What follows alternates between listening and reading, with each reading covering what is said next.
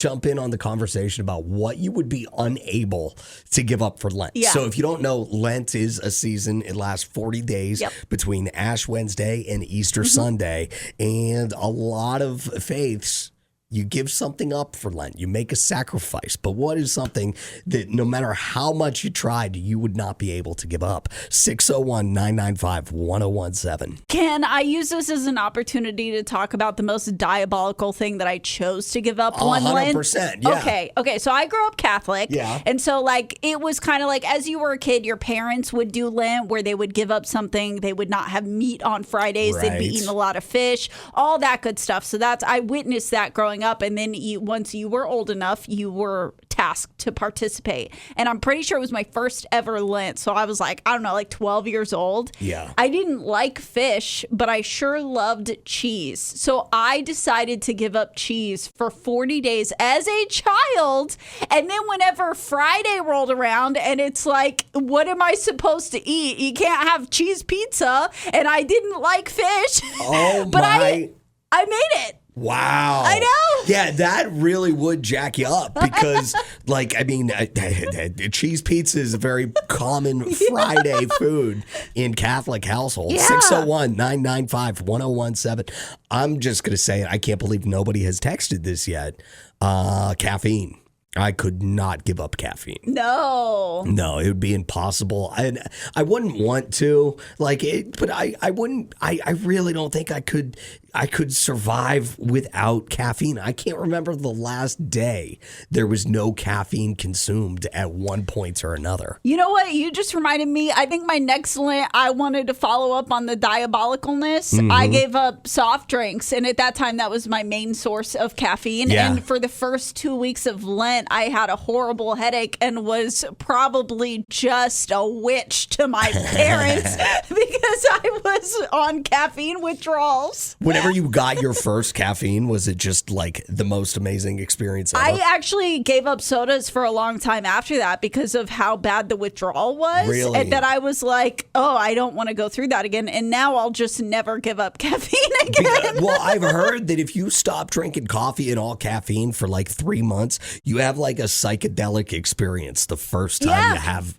coffee or caffeine again. 601-995-1017. What's something you could not imagine giving up for 40 days for the Lenten season? Maybe you didn't know before, but some people do give stuff up for the Lenten season. Yes. 40 days, they can't do it. Although some people subscribe to the rule that Sunday doesn't count. Right. So, you'll give up smoking cigarettes and then smoke 4 packs on a Sunday. We were definitely growing up. My family was that judgmental family that held ourselves to like a higher standard and looked down on the family who would be like, you can cheat on Sundays. One year, somebody I know gave up drinking beer except on the weekends and except on the weekends and Thursdays of March Madness. I have never heard somebody add a caveat on top of their Lent what they're giving up. They're like, well, but not in this scenario, and not in this scenario. 601-995-1017. What's something you just absolutely could not give up for Lent? Call or text us. Diona agrees with you on caffeine. She says she could not give up her loaded teas or 7 brew coffees. 601-995-1017. Sarah said that she could not give up wine for 40 days. Oh. I just got done doing dry January, which is basically, I could have done 10 more days no drinking if I wanted to. I just didn't want to. I really didn't want to. And now I definitely don't want to, give it up all over again for Lent. I believe this is Donivan, right? Yes, it is. Donivan, tell us your story about giving stuff up for Lent. Is there anything you absolutely could not? So one thing I absolutely cannot give up during Lent is caffeine. I probably sound really weird saying this, but I just live on it. It's my only source of energy nowadays. Yes. Definitely. I understand. Yeah. What else did you want to say, Donivan?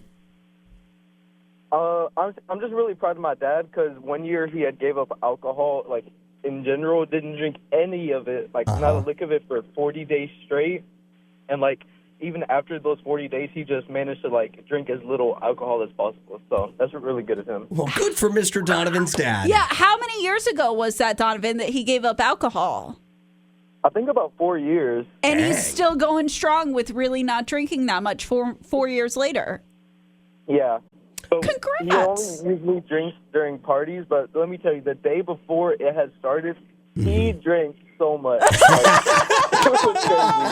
Donovan, you have a great day, my friend. Thanks for listening. Appreciate you. 601-995-1017. Izzy says she could not give up sugar. That is her treat through the week. And Shunda texted us first thing as soon as we started talking about this. And she said, Granny's rolling in her grave. Mom's going to disown me, but I could not give up playing ping pong. Well, For 40 days in Lent. Some of us, Shunda, humble brag there, some of us did not by choice have given it up for many Lents. well. 601-995-1017. Izzy can't do caffeine or sugar. They're her treat in the week. Yeah, so Yes. a lot of interesting perspectives on this. I'm with all of these. Like, I have not given up anything for Lent in a long time because I haven't gone to church in a long time. Sorry for that confession. But like thinking about it now, giving anything up for like, I'm trying to think through all the things I could give up, like, reality TV, online shop. Like, no, thank you. I need those for my mental health. There you go. Yeah, and you would not want to make your mental health suffer just for a Lenten sacrifice. Certainly not. 40 days is too long.